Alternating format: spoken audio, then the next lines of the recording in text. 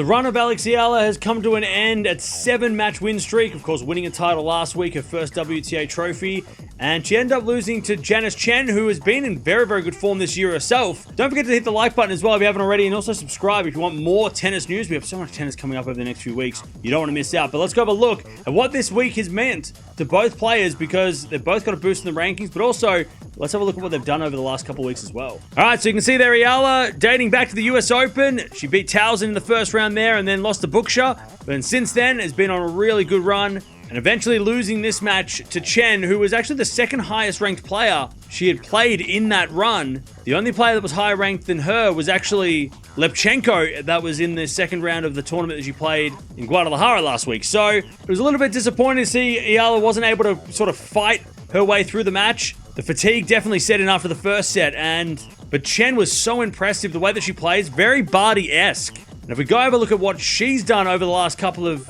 months, she has been very, very consistent, making a lot of finals on the hard courts before the US Open and making the qualifying of the US Open, eventually losing to Raducanu, and then making the semifinals this week. So for Indonesian tennis, it's great. And just for tennis in Asia as a whole, with both the Philippines and Indonesia being represented and playing against each other, it's just huge for Asian tennis in general. So both these players have been really, really good. And if we look at the rankings, at the moment, Eala is number 55 in the world, which is a career high for her, but there are other players that are still playing. So she might not finish the week at number 55, which would be a career high. But either way, she is still climbing up the rankings slowly. And if we go down to Chen's ranking, currently it's at 115, which is a career high for her. So no matter what happens tomorrow in the semifinals, she will be at a career high. But if she does win the tournament, she could make it into the top 100. So Tjen, a great opportunity to really create some history for Indonesian tennis. There it is. That is what has kind of happened over the last couple of weeks for both players. And both these players are playing really, really well. Hopefully Eala can get some rest and recharge for that next